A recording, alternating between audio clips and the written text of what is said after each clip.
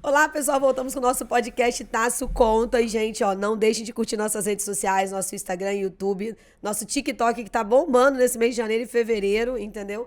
Nós também, Spotify, também estamos lá. Você tá indo pra casa, final de semana na sua fazenda, no seu sítio, na praia, escutando a gente falando um pouquinho de temas super interessantes e super importantes pra nossa vida. E, claro, não podemos também deixar de lembrar que vai a rede streaming de televisão, SDP TV, todas as terças-feiras, às 23 horas, horário de Brasília, tanto no Brasil quanto em alguns países da Europa, Estados Unidos, Canadá. Então, gente, estamos aqui hoje com um convidado muito especial, um amigo, né? Que vamos tratar de um assunto ligado à nossa vida pessoal, ligado à família, né? Um assunto de muita espiritualidade. E um assunto também ligado a uma situação que está muito eminente em muitas casas aí no Brasil e no mundo e que a gente muitas vezes não sabe lidar com ela. Nosso tema de hoje vai ser autismo e espiritualidade, com o meu convidado Joaquim de Alencar Bezerra Filho. Joaquim, muito obrigada por você estar aqui.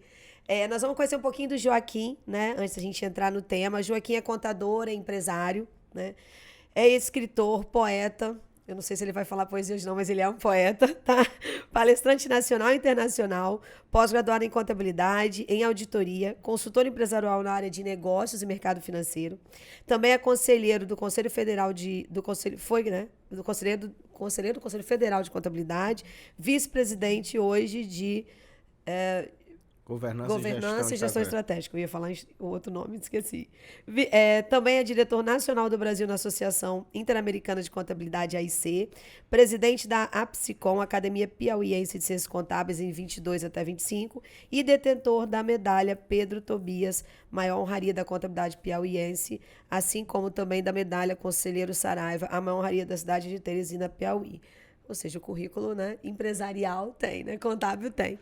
Joaquim, obrigada, né, Obrigado, para Carla. trazer esse tema. A gente aqui, pessoal, já falou sobre Down, né, com a Anaílson, porque também a Anaílson tem um filho de Down, falou de toda a sistemática disso, de toda a dificuldade, dos desafios. E aí achei legal você trazer esse tema, a gente conversou de falar outras coisas e acabando voltando para esse tema. Então, eu queria que você falasse um pouquinho sobre esse assunto, né, sobre a questão do autismo, de todo esse processo aí que você passou, né? Sobre um pouco dessa descoberta aí que é nova, né? Com certeza. Bom, primeiro, Carla, dizer da gratidão aqui do teu convite. É uma grande oportunidade estar aqui no seu podcast. Faltou só uma coisinha no currículo, né? Que eu acho que é o destaque mais importante. É pai do André, do Pai Joaquim do Neto, faltou. esposo da Ana Cláudia. Então esse aí é o título mais importante de todo o Verdade, currículo, verdade. tá? Eu acho, primeiro assim, também destacar a importância de você trazer temas que têm impacto com a sociedade. A gente está diante de uma nova ordem social, indiscutivelmente. E essa ordem social ela passa por algumas reflexões da existência humana. O autismo, assim como qualquer deficiência neurológica, e o Brasil ainda não tem um dado seguro, o censo que vai acontecer esse ano, é que vai trazer pela primeira vez uma questão, uma pergunta sobre o autismo. Então, o que a gente tem são dados que mostram que da população brasileira que a gente tem 10% de pessoas com deficiência no Brasil, com deficiência neurológica e física. E 10% destes 10%, portanto nós estamos falando de 1% da população total, seria a enquadrada no transtorno do espectro autismo, no TEA. Então nós estamos falando aí de 2 milhões de brasileiros que estariam enquadrados pelo TEA. É bem verdade que ao longo da última década, esse número ele tem crescido nas pesquisas, sobretudo nas pesquisas dos censos americanos sobre a doença.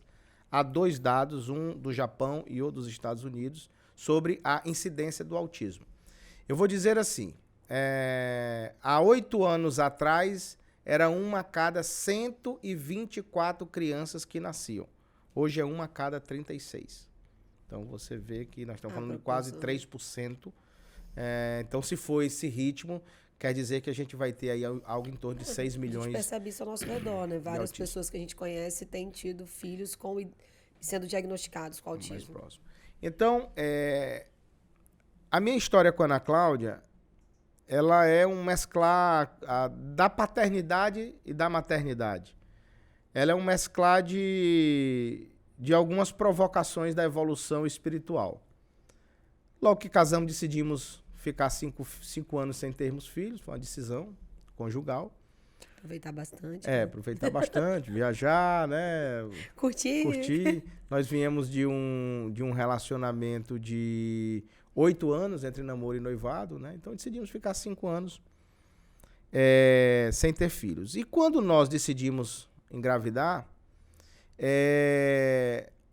Ana Cláudia apresentou algumas dificuldades, teve um aborto, teve um segundo aborto, fizemos um tratamento, não de inseminação, mas um tratamento não me recordo bem como era, mas era como se a gente pudesse quebrar alguma imunidade que ela tinha sobre o processo de fertilização. E aí veio a gravidez do André. Uma gravidez muito sadia, uma gravidez muito tranquila, com zero de qualquer intempéries durante a gravidez, e nasce o André. Nosso primeiro filho, pai de marinheiro de primeira viagem, mas acontece que na família nasceu um sobrinho, uma semana depois. Então, é natural de que essas duas crianças crescendo junto, elas começam a ser percebidas e equiparadas, né? Começa a comparar. Comparar. E nós percebemos... Um anda, outro não anda, um fala, outro não fala. Isso, e nós percebemos que o André tinha algumas características diferentes. Então, o André, ele tinha algumas características de botar a mão no ouvido, bater a cabeça na parede, se automunilar, puxar o cabelo, não olhar nos olhos. Então, o André só veio olhar nos meus olhos com 2 anos de idade. E aí, nós tivemos um ato muito responsável do médico da família, deve ter sido muito difícil para ele, Dr. Roberto Neiva, muito difícil ele, sendo médico da família, apontar e dizer, olha, eu preciso que vocês investiguem isso, vão no neurologista, o André está tendo um atraso, eu quero que vocês investiguem, porque ele tem algumas características de atraso que pode ser levado, enquadrado no TEA. Então, nós fizemos toda a investigação que pudesse ser feita. Carótipo meu, da Ana Cláudia, exoma dele, análise genética, sequenciamento genético. Fizemos todos os exames genéticos, não apresentou absolutamente nada. Nenhuma variação genética, cromossomática, absolutamente nada. Mas na análise clínica neurológica, o médico que nós levamos em São Paulo, somos do estado do Piauí, levamos a São Paulo, o médico disse, olha, ele tem todas as características do transtorno do espectro do autismo. Isso ele tinha 1 ano e 3 meses, mas eu não posso diagnosticar antes dos 3 anos. É, muito novinho. Eu gostaria que vocês fizessem o seguinte, eu recomendo que vocês intensifiquem uma parte de terapia, faça fono, isso, e tem uma relação de terapias para serem feitas. Saiu dali... Eu me lembro como se fosse hoje. Ana Cláudia, bem chocada, né? Natural, eu também. Mas naquele momento eu recebi uma luz. E de cara eu olhei para Ana Cláudia e disse assim, meu bem, nós temos 2 caminhos a seguir. O do drama e o da jornada. Eu estou disposto a viver o da jornada. Vamos viver juntos. Então, naquele momento, como se Deus tivesse mandado uma mensagem para que eu fizesse uma provocação de um desafio. E, dali em diante, até o diagnóstico, nós não descansamos 1 minuto em estudar, entender, aceitar. Acho que essa parte é mais difícil também, né, Joaquim? A aceitação... ela, ao mesmo tempo que é um dos atos mais difíceis de você tomar quando as coisas fogem da expectativa que você gera, ela é a mais providencial. Porque a aceitação, ela é um místico, uma mistura de fé, é uma mistura de amor e uma mistura de prosperidade. A partir do momento que você aceita, porque eu hoje tenho muito claro que todos nós vivemos perante as necessidades de enfrentar os afrontos da vida. Portanto, sentir dor é da natureza humana. Sentir dor. Toda dor significa transformação, metamorfose. Então, a dor, o luto, que faz parte da dor, ele é necessário, porque ele é o impacto da zona de conforto. Agora, permanecer na dor, permanecer no luto é decisão. Aí é onde entra a aceitação. É você aceitar as coisas como estão postas, independentemente que saiam das condições que você gerou expectativa. Se você também aceita, independente da situação, você começa também a ter força para tomar as ações. Você começa a escolher o destino que você vai, a jornada que você vai caminhar.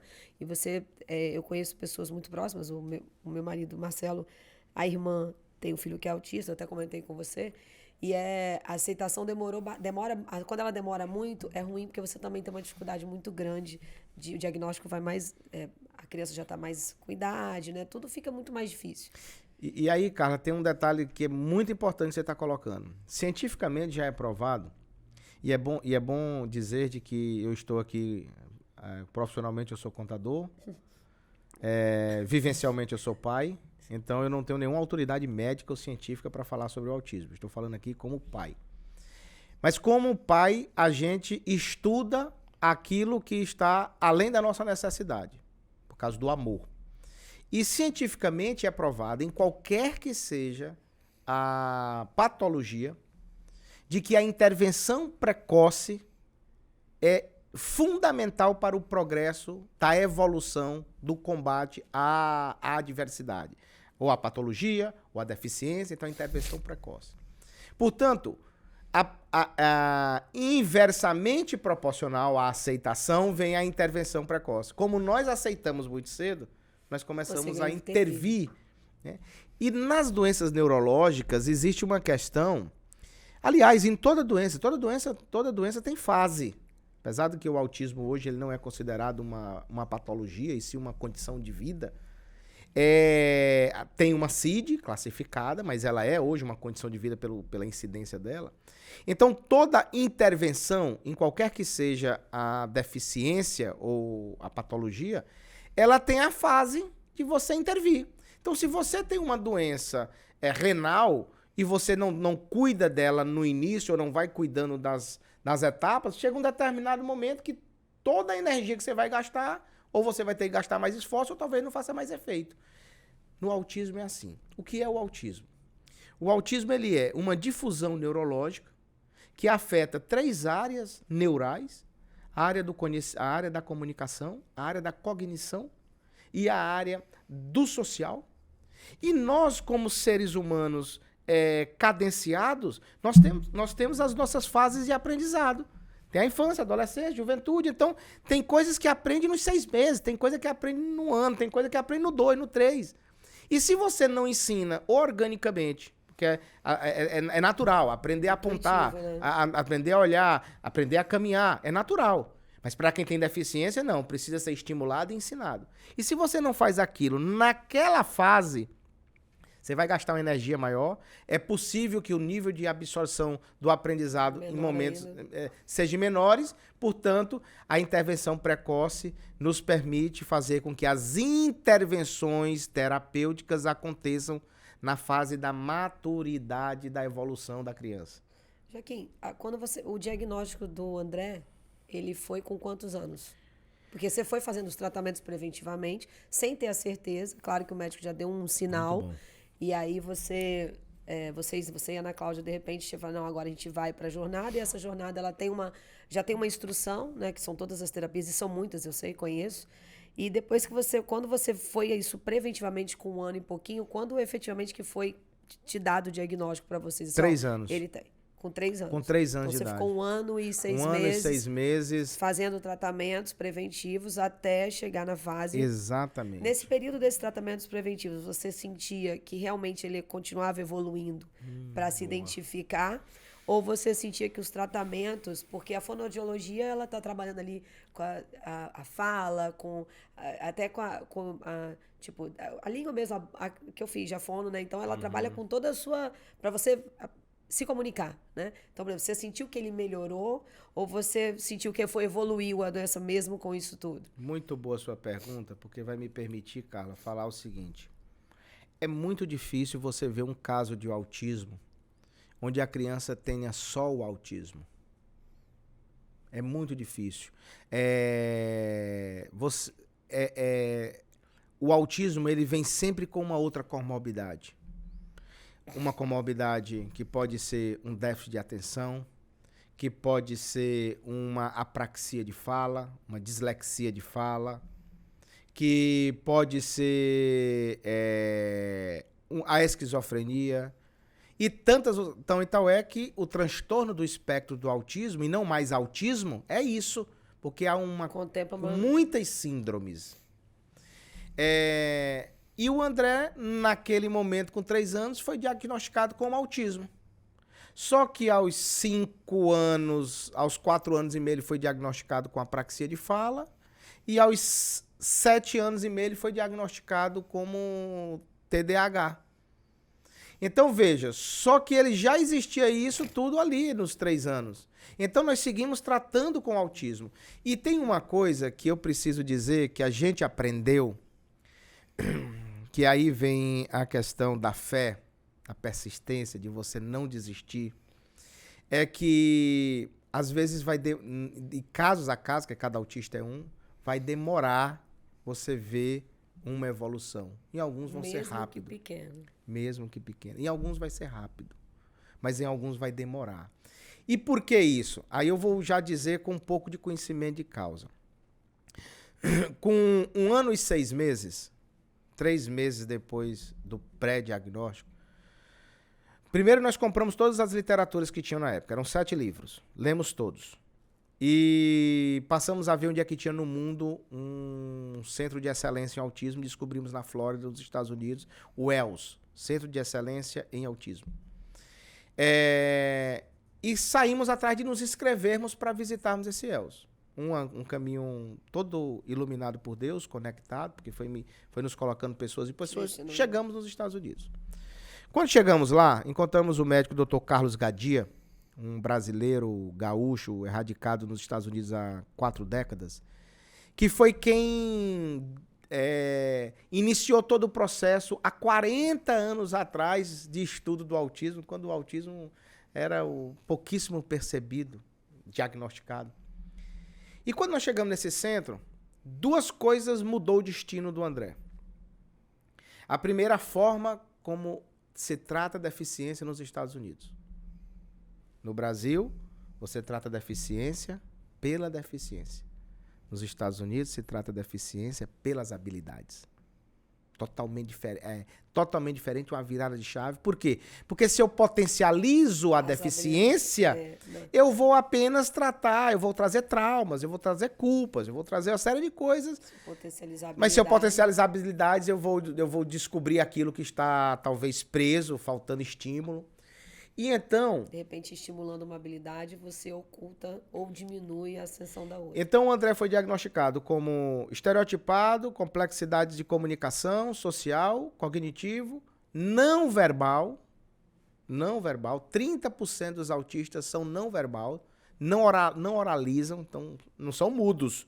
Não é considerado mudos. Eles não oralizam, então eles têm outras formas de se comunicarem, mas não oralizam. Pois bem, e o André estava nesse diagnóstico. Então lá nós vimos isso. Aí, imediatamente, sério, nós vamos aplicar um protocolo chamado de VIPMAP. E esse protocolo vai identificar as habilidades dele. E em cima das habilidades nós vamos construir um programa. Pronto, que aquilo gerou esperança.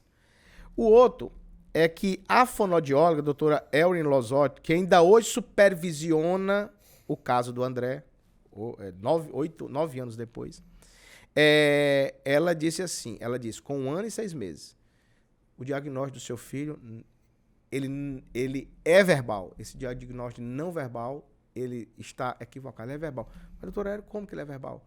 E aí ela começou a nos mostrar que a diferença de um autista não oral, não verbal, ele não tem nenhuma iniciativa de fala. Mas se ele tem qualquer iniciativa de fala, por exemplo, um autista não verbal vai ficar aqui, ó, e não tem nenhuma... Mas se ele tem apontando qualquer que seja... Talvez ele não sabe colocar na ordem correta, ou Bom, não consegue... aí nós descobrimos lá na frente que ele tinha apraxia de fala e o que prendia a fala dele era a apraxia de fala e não o autismo. Então, ali nós começamos a ter esperança e aí decidimos voltar para o Brasil, voltamos para o Piauí e lá nós pegamos o programa feito com base nas habilidades. Agora nós vamos aplicar isso. Então, dos 2 anos aos 3 anos, nós aplicamos. Víamos evolução? Víamos. Muito lenta, porque ainda faltava alguns ingredientes. Que aí foi quando a nossa decisão de mudar para São Paulo. Encontramos uma clínica multidisciplinar, um colégio inclusivo em São Paulo. E nessa clínica multidisciplinar, a gente uniu as 2 peças que faltavam. Quais eram? Eu já tinha um programa com base em habilidades, mas eu não conseguia colocar esse programa para conversar entre os terapeutas. Então, a fono desenvolvia um programa, a TO outra, a psicóloga outra, e eu não conseguia fazer a integração que eu vim chamar de prontuário único. Essas especialidades se interlocução. Interlocução. E o outro ponto era a intensidade terapêutica. Então, assim, hoje eu digo que o sucesso de uma evolução de um caso de autismo passa por 3 questões básicas.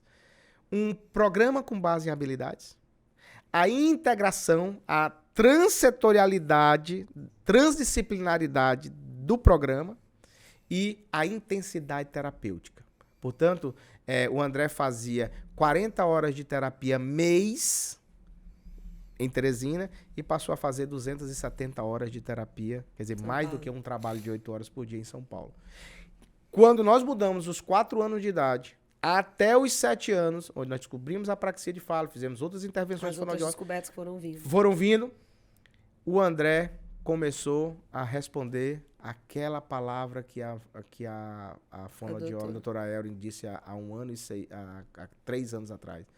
E o André começou a oralizar. É claro que a gente fez uma intervenção de comunicação aumentativa alternativa. Ou seja, você ficou 3 anos... 3 anos. Pra ter uma evolução na fala. E aí, veja só como é a pressão da família. Esse menino não fala, ele tem que falar. É verdade, gente. A família tem que ser, como dizer, participativa no sentido de ser colaborativa. Colaborativa. Porque não é fácil, né? E aí, veja só, Carla. E aí, ele não falava, uma pressão danada da família, e nós que tínhamos estudado, estavam com conhecimento, nós dizíamos, olha, nós não temos expectativas do André falar. Nosso alvo é outro. Nosso alvo é ele compreender, depois é ele se comunicar, e se ele se comunicar, nós vamos alcançar grandes ganhos. Por quê? Porque o André tinha algo em torno de 7, 8 crises por dia. E essas crises vinham de quê? De ausência de interpretação do que ele queria se comunicar. Crise, tipo, de nervoso, assim? De estresse? De estresse, de se jogar no chão, de gritar, de perder o controle. Porque ou não era compreendido ou não se fazia ser compreendido. Exatamente. Também. E aí nós miramos nisso. Então, vencemos a cognição, vencemos a comunicação, porque ele usava um tablet, então ele se comunicava pelo tablet, que é um método de comunicação alternativo. Se comunicava, a gente tinha era como se fosse uma língua. Então você tem um inglês, então você fala inglês e a pessoa tem que responder em inglês. Então ele tinha um tablet dele e a gente tinha o nosso para se comunicar. E ele ia lá no tablet? Ele ia lá no tablet e a gente falava com ele de volta no tablet. A gente oralizava e falava no tablet, para ele ir compreendendo. E quando foi ali aos 7 anos de idade, o André começou a falar. Então isso foi um grande avanço. O André começou a falar, começou a formar frases e daqui a pouco o André estava se comunicando, virou um tagarelo. Agora... Ele tá com quantos agora, Joaquim? Ele vai fazer 10 anos. Tem noções de 14 línguas. Então tem noções de 14 línguas. Ele não fala fluentemente 14 línguas, mas tem noção de 14 línguas. O que já é para uma cabeça de um ser humano normal complexo. Faz conta de cabeça. Tem o calendário todo na cabeça. Então ele começou a desenvolver o que nós chamamos de altas habilidades e a ciência fala de alta performance. Então veja só, um garoto que tinha muito mais deficiência do que habilidades. As habilidades foram estimuladas, nós fizemos a inversão e hoje você não consegue enxergar a deficiência. Porque, por exemplo, ele compreende tudo, ele se socializa espetacularmente e ele se comunica muito bem. Então, isso foi superior à deficiência, na realidade, né? Isso hoje aparece mais do que os problemas efetivamente que tem. Ou seja, as ações que vocês fizeram nesse... E é o que você falou, né? É a persistência, né? Você veio... Se antecipou o diagnóstico, tomaram a decisão de seguir com o tratamento pesado, porque 200 horas de terapia mês não é fácil. Tomaram as ações certas, foram para fora do país e foram persistentes. Já que eu vou te fazer uma pergunta meio... Vou botar ele numa saia justa agora. Não, mentira. Vou fazer uma pergunta assim bem normal. Claro que vocês têm uma condição diferenciada e por isso foi permitido isso tudo, né? Até desde o diagnóstico antecipado, uma condição financeira, quero dizer. Eu tenho uma menina que trabalhou comigo, que ela tem, o filho dela também tem. A Joelma, aliás, um beijo, hein, Jo? O Heitor é um menino lindo. Você olha assim e fala, gente, que menino coisa linda, né? E ela descobriu cedo. Mas sempre aquele negócio, né? Tem, não tem, negação e tal. E não tem a condição perto, assim como você tem para poder fazer isso tudo. E aí começa a dificuldade das pessoas, vamos dizer, da maioria da população brasileira. Escola não aceita. Particular, impossível. Aí a prefeitura aceita aqui de Vila Velha. Então a gente foi aqui no Espírito Santo. Então, vamos para a escola, ajudei, fomos lá, colocamos, eu dei carona para ela várias vezes para pegar e levar ele na escola. E, por incrível que pareça, a escola pública tem uma boa assistência, mas não chega nem perto, claro, do que você conseguiu fazer pelo André. Então, como que essas mães, pais, né, essas famílias hoje, na sua visão, precisam tomar ações, né? Ou que tipo de atitude você acha que elas podem fazer? Porque o acesso disso na pública é muito difícil. E a particular no Brasil não aceita. Né? É muito caro e não aceita. A criança na escola ela é considerada como um diferencial. Ela é considerada diferente, ela é afastada dos demais. Aqui em Vila Velha, a Prefeitura de Vila Velha, eu levei ela na escola, tem 3 escolas aqui em Vila Velha que tratam, que tem uma professora só para essa criança, o período inteiro que ele fica na escola. Se tiver 3 autistas na mesma sala, por exemplo, eu sei que não é normal, mas se tiverem 3, tem 3 pessoas a mais, 3 professores a mais com ele do lado. Por questões até de agressividade, medo de...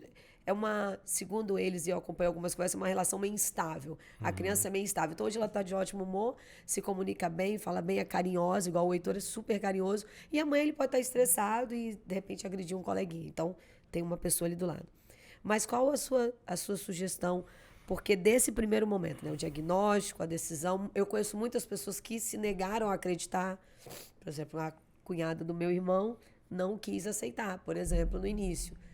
Né, da criança, então já tem uma condição um pouco com ela, não queria, então evitou-se demais levar para fazer os exames. Então, as pessoas com menos condição, o que elas precisam perceber, o que elas precisam observar, não sei se você sabe isso, que caminho elas devem tomar, considerando a condição financeira menor? Ok. Você tocou num ponto que é o ponto que hoje mais nos incomoda, eu e a Ana, nos deixa inquietos. Por isso a gente tem um trabalho social muito grande com famílias que não têm condição de ter assistência adequada. Mas eu queria separar a resposta em três reflexões. A primeira reflexão, e aí olhando aqui para você, pai, mãe, que recebe um diagnóstico, nunca perca a esperança. Porque nós estamos transformando o caso do André numa renovação de esperança. Deus nos deu a condição de tratá-lo e nós estamos transformando para dizer para você de que existe esperança na evolução. Então jamais perca a esperança. Minha primeira orientação a você, pai e mãe, é mantenha a fé viva. Não se afaste de Deus. Não perca a espiritualidade. Não perca a espiritualidade. Viva a dor, viva o luto, mas não permaneça. Tome a decisão de não permanecer. Não perca a fé. Segundo ponto é de que hoje, Carla, há 10 anos atrás, não.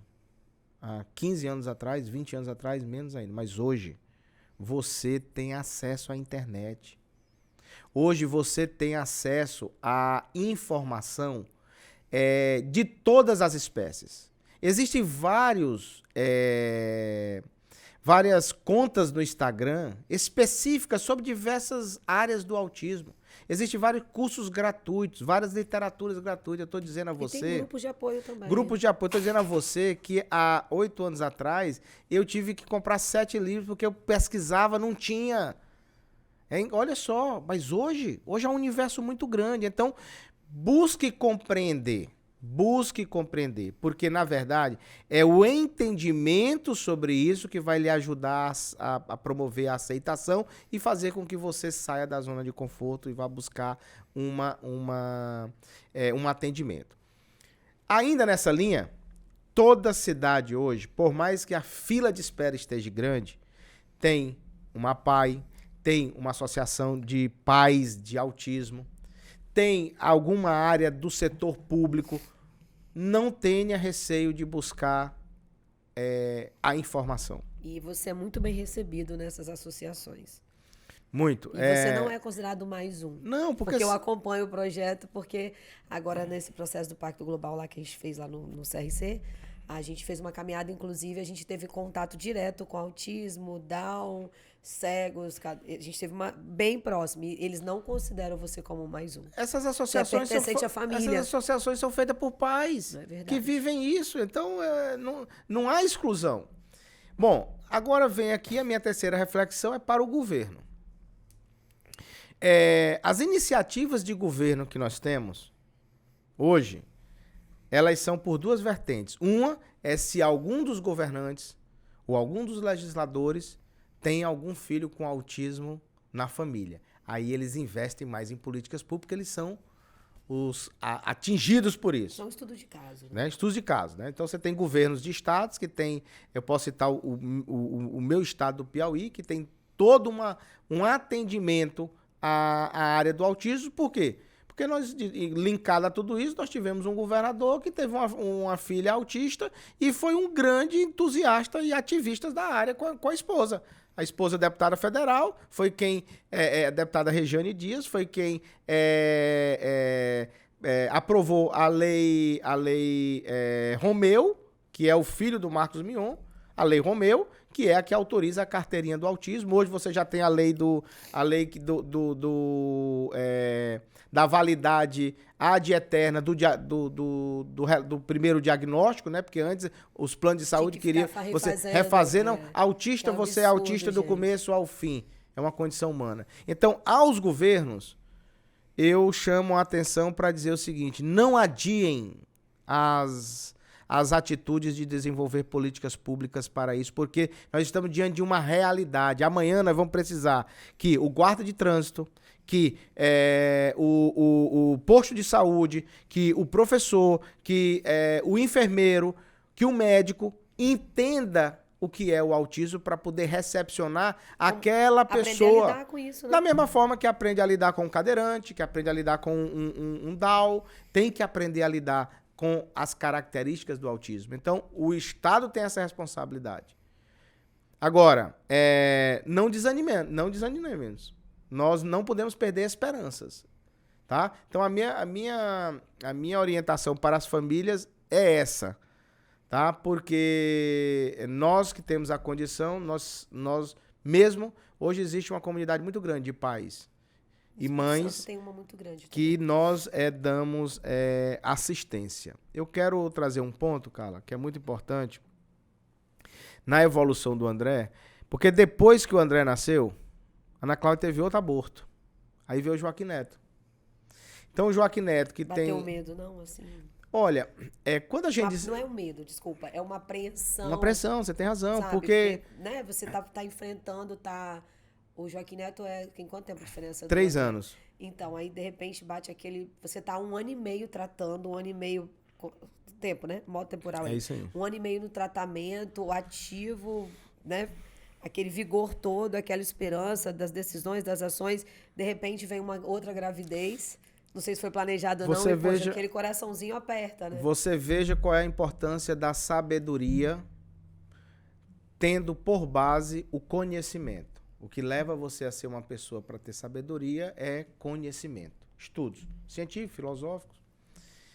Nós estudamos muito e percebemos que se o principal problema que um autista vive é o social, De outro lado, nós vimos cientificamente que a psicologia mostrava que a principal fonte de socialização é o convívio com o irmão.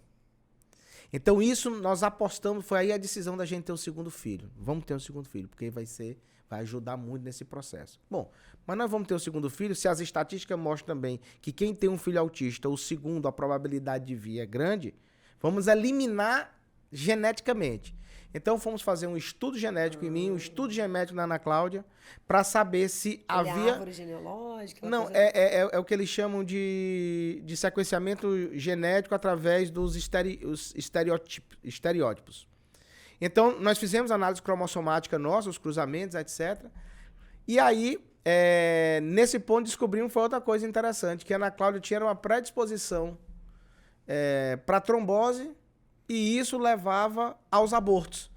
E durante toda a gravidez do André, a Ana Cláudia não tratou absolutamente nada em relação a isso, nem teve trombose, nem teve aborto, mas já no caso da gravidez de Joaquim Neto, houve um tratamento para isso. Pois bem, eliminamos geneticamente o risco e entramos para o risco normal da população, 3%. Então decidimos aceitar.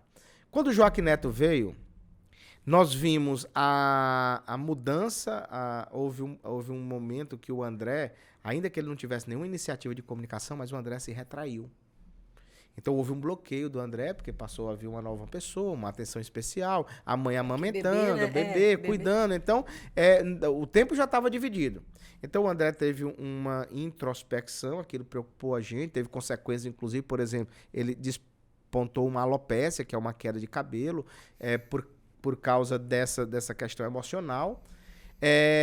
Mas a gente começou a intervir nisso, logo ele estava se relacionando com o Joaquim Neto, e um dos grandes motivos do André hoje se comunicar bem e se relacionar bem é o irmão. E por isso você leva nos tratamentos, porque eu vejo que você, quando você manda assim, as fotos pra gente, que você não tem rede social. Minha rede social é você. Então, quando você manda foto, a gente vê que o Joaquim Neto tá junto. Tá junto. Bom, esse contexto todo foi ensinando várias coisas a nós. A gente vai tirando vários aprendizados, né?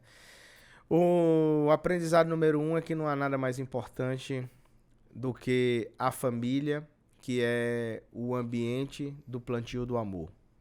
Então, quando você não perde as esperanças e você olha para dentro e vê qual é o seu porto seguro, ali você estimula também a ampliação desse sentimento. E a gente observa que também é na família onde há a morada do sagrado. E Deus não dá uma cruz que você não possa carregar. Deus escolhe as pessoas. Portanto, eu digo sempre que se eu pudesse voltar atrás, hoje eu tenho uma intimidade maior com Deus, mas se eu pudesse voltar atrás e ter um papo reto com Ele, como eu tenho hoje, um podcast desse assim, um papo reto com Ele. Você vai fazer pouco, um podcast assim. Eu ia dizer assim, meu Deus, me dê a oportunidade de ser pai de um autista de novo. Me dê uma oportunidade de ter um filho com deficiência neurológica. Para fazer diferente? Porque o que mudou na minha vida, na vida da Ana Cláudia, na concepção sobre família, sobre amor, sobre fé, no que promoveu de evolução espiritual. Eu corro o risco de dizer que o André... De estudo, né? Também. De estudo, de aceitação, de compreensão, de perdão. Eu arrisco dizer de que a vinda do André mudou o meu destino. Eu não estaria aqui hoje... de repente com você. Não daria, é verdade. De repente não daria. Então, mudou o destino. Joaquim, vocês chegaram em algum momento a procurar ajuda de outras pessoas, porque é uma carga grande, né? Porque toda persistência, ela traz uma carga, porque você está indo, está insistindo, está persistindo, buscando uma coisa com toda fé, mas isso traz, querendo ou não, em algum momento, pode trazer uma pressão pessoal também, né? Porque você se deixa um pouco de lado ou totalmente durante muito tempo. E isso vai sobrecarregando, é a pressão da família, é pressão, às vezes, observações, comentários, sabe, inapropriados, que eu vejo algumas pessoas no entorno. Por exemplo, eu com Joelma, quando a gente viajava para trabalhar, ela deixava o filho autista aqui, a gente, igual eu te falei, a gente ficava uma semana em Santa Catarina trabalhando e ela tinha que ir, né? E assim, fica assim, poxa, e ela voltava e depois fazia terapia e via se era aquilo, até o ponto dela chegar e falar bem assim, Cat, não posso mais trabalhar com você. A prioridade tem que ser meu filho.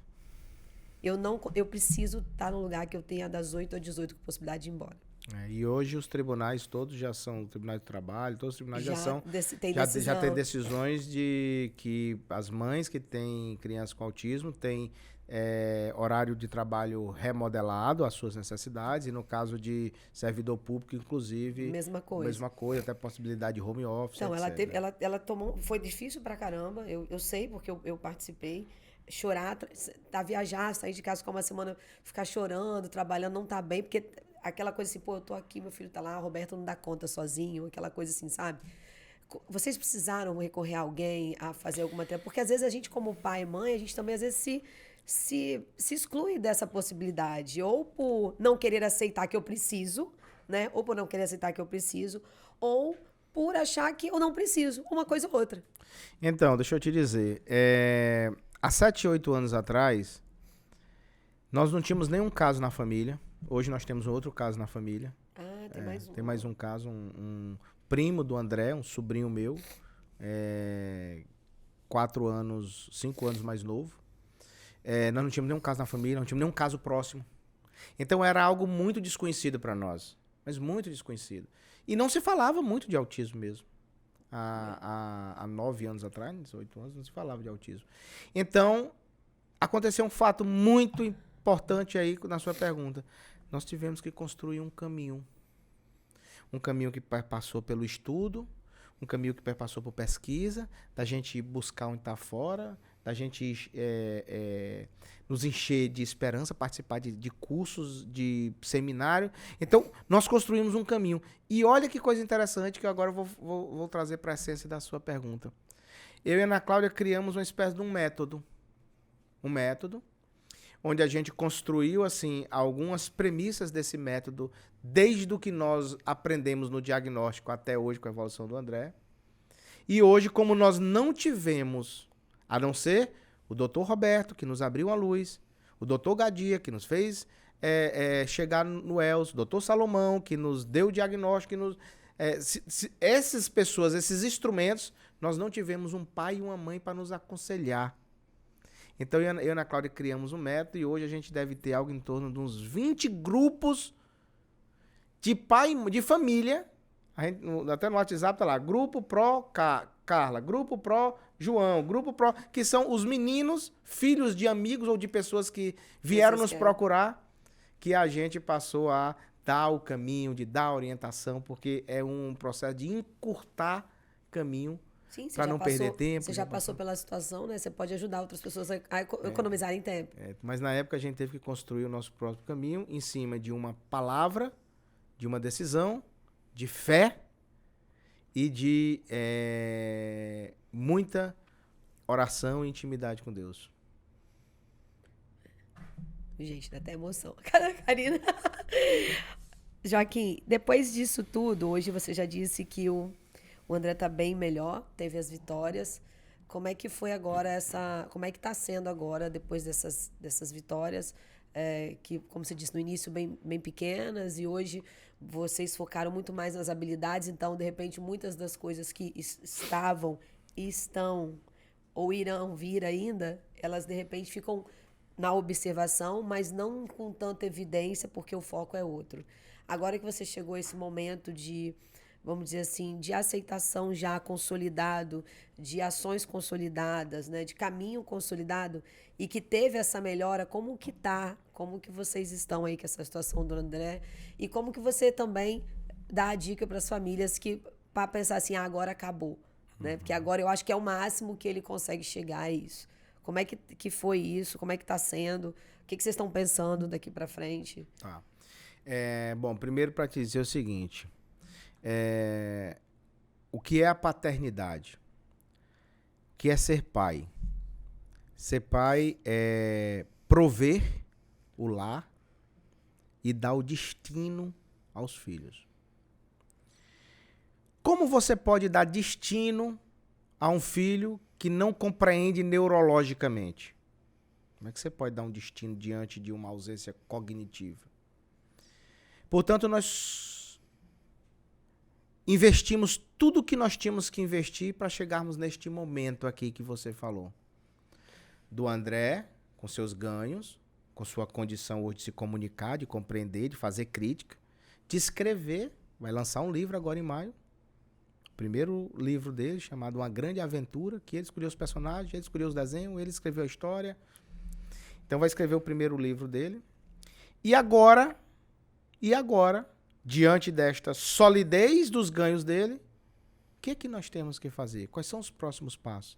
Nós estamos agora focando na independência e na autonomia para preparar o André para o mundo. Para o mundo. Paralelo a isso, eu e a Ana Cláudia estamos desenvolvendo um projeto social que a gente tem como ideal de vida, de encerrarmos a nossa vida após as nossas missões profissionais, dentro de uma carreira profissional que perpassa, nós caminharmos para o empreendedorismo social e darmos destino na vida das pessoas autistas, das famílias autistas. Quem sabe em cada capital do Brasil a gente poder dar uma assistência a uma casa do autismo, a um centro de tratamento do autismo, para que a gente possa compartilhar todos esses ganhos. E a nossa ambição é de que o André seja a pessoa que vá cuidar deste projeto social. Então, esse é o nosso... Agora nós vamos sair um pouco da proteção e vamos entrar no momento de desafiá-lo, de contrariá-lo, para que ele possa evoluir. O que a gente faz com quem não tem o problema que ele tem, né? Que, porém, talvez mais cedo um pouco, né? Para poder a pessoa aprender mais rápido, ter esse envolvimento e conseguir realmente ser independente, porque o mundo não é fácil. Você vê o nível de consciência. O mundo não é fácil. O nível de consciência dele. Ele chega no aeroporto, aí ele diz, olha, com licença, eu sou autista e tenho prioridade. É o nível de consciência dele. Então, e se ele vê uma pessoa com um cordãozinho, porque quando ele sai com um cordão que identifica, né, do girassol, ele diz, olha, papai, ali tem outro autista. Ele já identifica. E tem vezes assim, e ele está na fila errada. Então, o nível de consciência é muito grande. Então, agora nós vamos prepará-lo e desafiá-lo para a independência e autonomia. Esse é o ponto. Para os pais, eu volto a dizer, não desistam e não percam as esperanças. Agora, ajam. Eu ia falar isso agora. Não perder a esperança não é não agir. Porque a fé sem obra é morta. Não adianta só acreditar. Tem que colocar a mão na massa. Como tudo tem que ter um plano. Tem que ter planejamento. É isso aí. Se não tiver planejamento também, vão ser ou ações infundadas ou desperdiçadas, porque não tem um plano, de repente a ação pode ser até errada, né? Depois que vocês fizeram... E o Joaquim Neto, como é que tá nisso? Porque a gente tem outro, hein? Porque né, a gente fala do Joaquim Neto, engraçado que agora o meu maior tempo é com o Joaquim Neto, né? Então, esse é o equilíbrio mais difícil de um pai, né? Porque não tem... 5 anos de diferença, né? 3 anos. 3 anos. Não tem amor maior, amor menor. Tem condições diferentes de serem tratadas. Mas agora o Joaquim Neto está num nível de compreensão também, de maturidade muito grande. Nós estamos inserindo ele nos tratamentos psicológicos para que ele possa já ter uma intervenção terapêutica, de terapia, para compreender o papel dele na família, o papel dele no processo, a individualidade dele, respeitar quando o irmão... Porque o André nunca vai deixar de ser autista, tá? Então ele vai ter os momentos dele de introspecção, de isolamento, e fazer essa compreensão e... Sem que ele perca a identidade dele. Sem que perca a identidade, né? Sem que ele se absolva por causa disso, né? Exatamente. E o Joaquim Neto, com 6 anos de idade, é um garoto que tem uma maturidade extraordinária, e desde os 3 anos, quando o Joaquim Neto começou ali a compreender, ele dizia assim, papai, não se preocupe, eu vou cuidar do André. Com 3 anos de idade, um garoto vem dizer isso, mas você vai cuidar o quê? Você sabe o quê sobre isso? Né? Então, para mim, a gente diz um ditado no Nordeste que é assim, a tampa e a panela, né? Então eles se complementam. Eles se complementam. O Joaquim Neto vai ser... O Joaquim Neto veio e, para mim, com muita crença em Deus, o André sempre me pergunta: papai, por que Deus mandou esse irmão para mim? Ele faz essa pergunta constantemente. Até parece que ele quer fazer uma provocação filosófica comigo, né? Papai, por que Deus mandou esse irmão para mim? Eu disse: porque Deus tem um projeto muito grande para vocês dois. Aí, mas por quê? Essa resposta só vai ter com o tempo, meu filho. Então, é isso que a gente espera dentro da função de dar o destino como pai. Quero poder fazer isso. Agora com muito mais maturidade do que se eu não tivesse vivenciado toda essa jornada. Com muito mais compreensão. Coração menos apertado. Coração menos apertado, com muita gratidão a Deus. Verdade, né? Com muita gratidão a Deus. Como eu te disse, olha, talvez um dos caminhos da minha jornada de evolução espiritual foi o perdão. O perdão é um dos atos mais difíceis do ser humano, porque o ser humano é imbuído de ego, de orgulho. Então, o perdão é um dos atos mais difíceis. A aceitação também. A aceitação, mas a aceitação é quase que um processo inverso, de se perdoar, né? De se... Então, eu me lembro que há 8 anos atrás, 9 anos atrás, eu fiz um caminho que eu chamei de Caminho do Perdão, onde eu elenquei algumas pessoas, eu saí pedindo perdão, fui perdoando, um ato difícil, portanto, perdão é ato de coragem. E naquele momento eu libertei um peso que eu carregava desnecessariamente. E para mim aquele ponto foi uma preparação para o que vinha pela frente. Eu tinha saído de uma quebra financeira, então logo em seguida eu entrei nesse processo de espiritualidade para eu compreender um pouco mais aqueles movimentos que tinham acontecido na minha vida, e hoje eu sou muito grato a 4 etapas da minha vida pessoal, que eu entendo que foram os 4 estágios de evolução.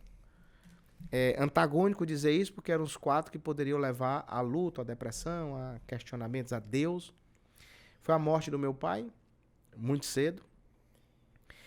Foi a minha quebra financeira, o diagnóstico do André e a minha passagem pelo Covid de internação de 16 dias, sendo 8 na UTI. Esses 4 movimentos, eles me fizeram entender a insignificância da vida, a urgência de não perder tempo com vou usar um termo aqui, com as besteiras do dia a dia. As mazelas. Sabe? A raiva, o ego, a incompreensão, a fofoca, a intriga. Não perder tempo com isso. Então, e o terceiro, o despertar para o aumento de tempo para servir ao próximo. Eu posso arriscar dizer que 80% do meu tempo hoje é servindo as pessoas. Porque toda esta jornada... E você não trabalha? Não trabalho. Você não corre atrás de dinheiro? Corro. Eu pensei que eu ia falar depois, que assim, vocês não pensam que eu não trabalho não, porque ele trabalha muito. Corro, trabalho. Mas até no trabalho é servindo. Porque essa jornada, ela me fez encontrar aquilo que nós todos... Porque o mistério da vida é o seguinte: eu vim ao mundo para quê? Fazer o quê? Por que eu?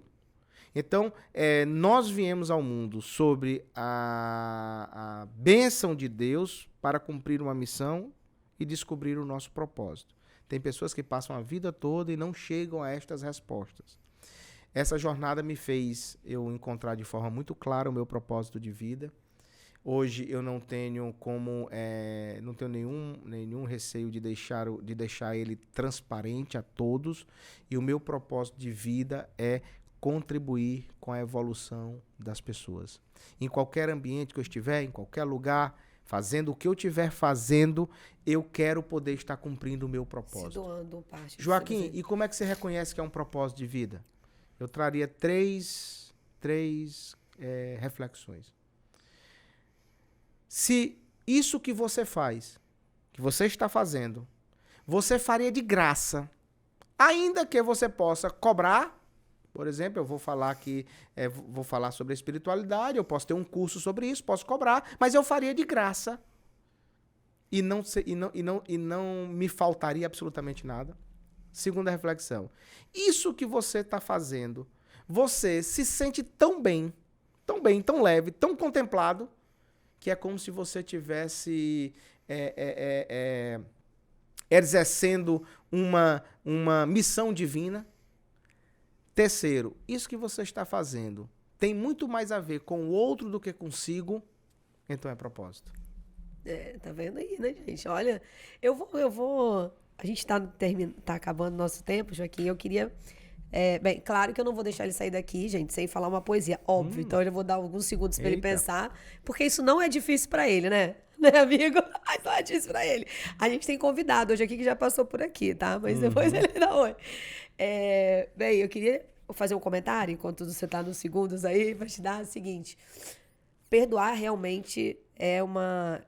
Eu acho, vou até fazer uma frase que é uma dádiva divina e de espiritualidade muito grande, porque as pessoas que não perdoam, elas carregam um peso muito grande. E elas ficam mais leves quando elas perdoam, porque é um ato de realmente especial, né? E porque você não perdoa só a pessoa, você também se permite perdoar. Então, você também se faz muito bem para você. E, de repente, muitas pessoas ao seu redor precisam daquele perdão para seguir, né? E você tá ali segurando aquilo e, de repente, até travando muitas situações. Eu vivi muito isso com a minha mãe. Minha mãe era uma pessoa muito dura com as pessoas e ela falava bem assim, não, eu não perdoo ninguém. E eu falava com ela, mãe, né? A vida vai... Por quê, né? Por que isso? E eu fui entendendo até com as ações. A gente também, Joaquim, talvez o Joaquim Neto perceba isso talvez melhor que o André. Os pais são muito espelhos pra gente, né? Mas são espelhos pra gente seguir e, às vezes, com muita maturidade, dizer, não quero seguir, né? Então, acho também que a gente tem que ter esse acalento, assim, pessoal, né? A gente não é obrigado, a gente precisa se encontrar. Então, acho que tudo isso que vocês passaram, que a família passou, né, com o autismo, com toda essa espiritualidade, também serviu muito para se encontrar, para saber o seu destino, o seu propósito, né? Seu, da Ana também, acho que é importante.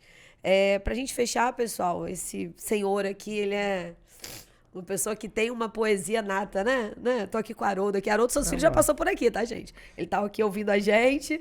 Então, eu queria que ele terminasse com uma poesia. Eu gostaria que vocês que estão nos assistindo, nos ouvindo, né, também pensassem em tudo que ele falou e no propósito da gente trazer o tema, no propósito da gente falar de espiritualidade, falar de família, falar de se doar para o outro. Então, isso tudo é muito importante na vida da gente, na vida das pessoas que a gente ama e que nos cercam. Então, Joaquim, fala uma poesia aí pra gente. Eu tava buscando até uma aqui. Ele é bom nisso, gente. Eu tava buscando uma aqui que falava exatamente sobre autismo. E, puxa, que pena que eu não localizei ela, mas eu posso sim... Dentre tantas que eu já ouvi você contar. Posso falar outra, declamar outra, que tem um pouco a ver com isso que nós falamos, né? Quando você não aceita, quando vem a dor, quando vem o luto, você tem uma tendência de entrar num vale, né? Passar pelo vale. E só evolui quem passa pelos vales. Então, a poesia é: quanto vale o vale? Ah, o seu valor. Reagido de imediato pela dor, faz com que a voz se cale, os joelhos se dobrem ao chão e acelere a respiração. Assim também são as batidas do coração. Pulsa claramente entre picos e vales, e a sua sincronia na constante repetição é a demonstração da ausência de males, altos e baixos. Esta é a essência da vida. E é preciso a todo tempo ressignificar e com sabedoria não desperdiçar os sinais, as energias envolvidas. E vale realmente viver os vales? Ah, se vale. É o vale que realmente vale. É ele que ensina e que transforma. É ele que faz chorar e que faz sorrir. É ele que inspira e que provoca. É ele que chacoalha e que faz evoluir. Quem quiser fazer a vida valer a pena, tem que enfrentar os vales erguidos, exercer a gratidão aos vales perdidos e, mais ainda, aos vales vividos. E se os vales não mais existirem, é porque chegou ao fim. E aí não há mais tempo de fazer valer. Então, quanto vale o vale? é incerta a sua mensuração, é incógnita a sua tradução. O valor do vale não está no vale, mas em quem dele se faz gratidão, então vale mais nesta vida quem mais tem vale. Muito bem. Gente, então vamos encerrar. Obrigada, amigo. Olha, a gente volta na próxima semana com mais Tasso Conta. Eu vou ter que trazer ele de volta, eu já percebi aqui, entendeu? Pode não ser presencial, mesmo ele estando em Brasília, a gente caça ele. Não deixem de assistir, nos ouvir, e acho que esse podcast de hoje vai ser emocionante para você que vai ouvir no seu carro, na sua casa e talvez assistir ele também. A gente volta na próxima semana com mais Tasso Conta. Obrigada.